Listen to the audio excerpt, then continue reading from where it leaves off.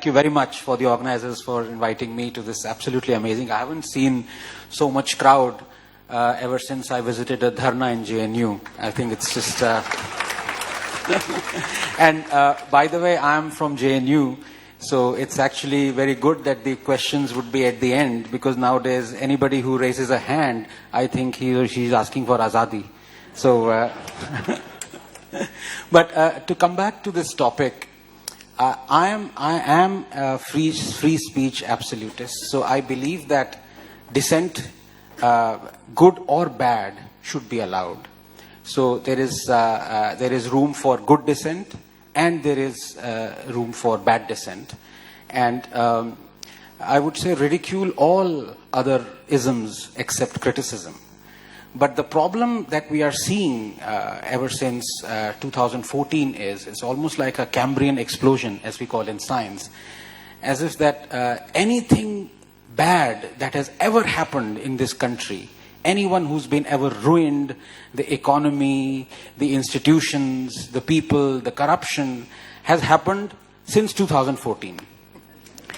Before 2014, everything was absolute. It was like a Garden of Eden, people strolling out and onto a beach, and everything was absolutely nice. There were no riots, there was no lynching, India wasn't Lynchistan, there was no emergency, the judges were absolutely perfect, the institutions, RBI was working, the best central bank in the world, our cricket was in great shape, and our journalists were just brilliant journalists, and everything went wrong on 16th of May 2014 when Mr. Modi was elected. Now, the point is, you can have that view.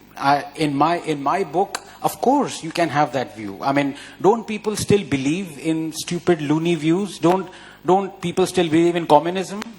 So, the point of the matter is, when you have seen over the last 80 years, all nations that were communists being destroyed by this ideology, and you still have millions of Indians still believe in communism and worship Mao and worship Lenin, what do you have to say about human nature and human tendency? Of course you would find such people.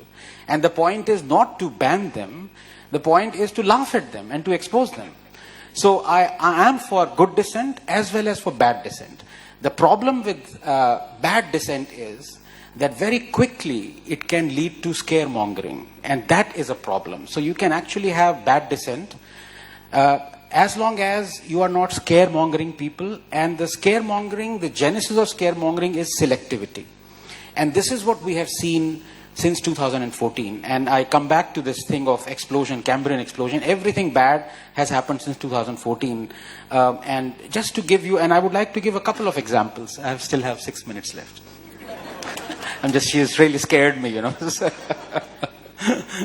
So, this thing about India being called a Lynchistan, and Dalits being lynched, Muslims being lynched, and this whole thing about emergencies here, growing and creeping, intolerance, everything is growing and creeping. It's like, you're on the seabed, the writhing like an octopus, and everything is growing and creeping all around you. So let me give you a couple of examples, and I would love to have a show of hands here. It's a very attentive audience, which is very refreshing, coming from JNU, where half people are sleeping in the audience. Everyone knows about Akhlaq, right? The person who was lynched. How many of you know about Akhlaq? Could you raise your hands, please? Yeah, so that's about 90% of hands went up. How many of you know who was Savant Rathod? 5 hands. Who was Mukesh from Champaran? 2 hands. Who was Kitaram Bhil? 1 hand. Who was Junaid? 5 hands. Who was Farooq? 1 hand. These were people, Dalits and Muslims, who were lynched by Muslims.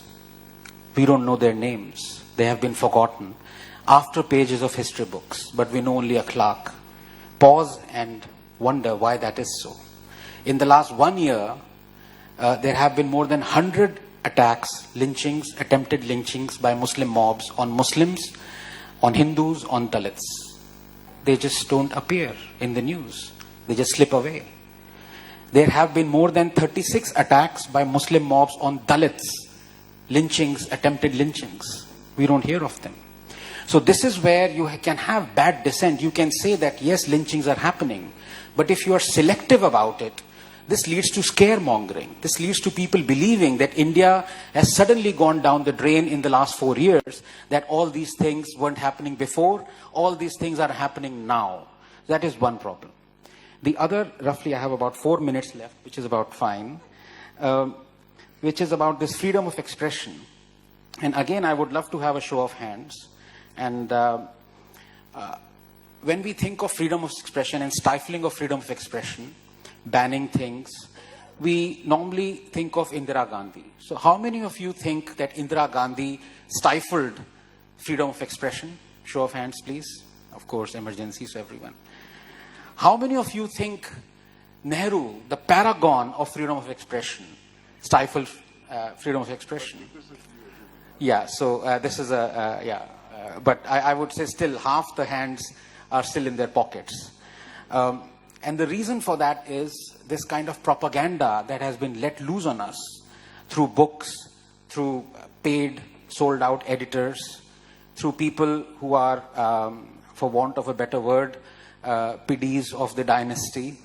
Sorry about that. And the reason for that is that this one comment that Nehru made to a cartoonist, very famous cartoonist called Shankar. Now, he was drawing the ire of a lot of political leaders for the cartooning that he was drawing of, cartoons he was drawing of them. Whereas Nehru said, "Don't spare me, Shankar." Now, this kind of phrase has been immortalized, that it is actually Nehru who stood up for, being lampooned by these people and who was always... So, let me now, I have 3 minutes left. Let me narrate the state of freedom of expression under Pandit Jawaharlal Nehru. First Amendment was brought in, reasonable restrictions, incitement, disruption of public order. Poet Majru Sultanpuri was jailed for 1 year for calling Nehru Hitler ka chela.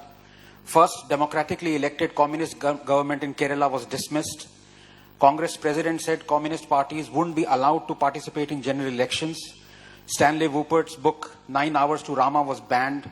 The book Chandra Mohini was banned. Audrey Menon's The Ramayana was banned. Campbell's The Heart of India was banned. Koestler's The Lotus and the Robot was banned. Import of any newspaper that undermined friendly relations with foreign states was banned. Aziz Beg's Captive Kashmir was banned. Frischler's Aisha was banned.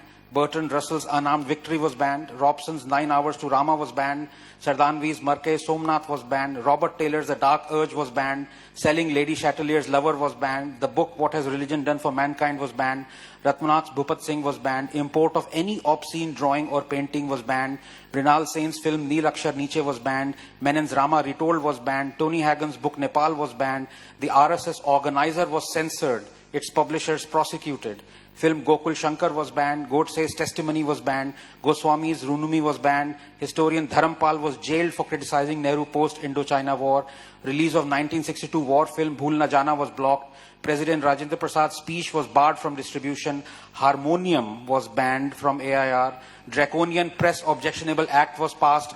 Columnist Vivek was fired. His column critical of Nehru discontinued. HT editor Durga Das was fired. His column critical of Nehru discontinued. Congress leaders demanding Nehru's resignation were arrested and jailed. Ads to Times of India were discontinued for speaking against government policy. Magazine Crossroads was banned. Play Nigalene Communistaki was banned. Its actors arrested. Hindi film songs were banned from being played on the AIR. Congress demanded a ban on the iconic film Parkasathi. Film Nastik was banned. Western pop music was banned from the AIR. People's Theatre Association was banned. Play Harpida Master was banned. Film Ganga Jamuna was blocked. Sarat Chandra Chattopadhyay's play Mahesh was banned. Tagore's play Gora was banned. Balraj Sani's play Jadoo Ki Kursi was banned. Tagore's play Besarjan was banned. Pradeep's film song was deleted. 2 songs from Fir Subah Hoge were banned. Editor Prahlad Keshav Atre was jailed for writing critical article. Film Jugnu was banned. Film Jharna was banned. Under Jawaharlal Nehru. And when I asked who was more responsible for stifling freedom of expression, Indira Gandhi or Nehru, most of the hands said Indira Gandhi. This is the reason. Selectivity is going to be our bane. It is going to be the destruction of the knowledge that we are going to spread around young people. And that is why I will always have my praise for the younger generation and the social media. You are the real warriors. You are going to put all these people and all these politicians to shame. Thank you.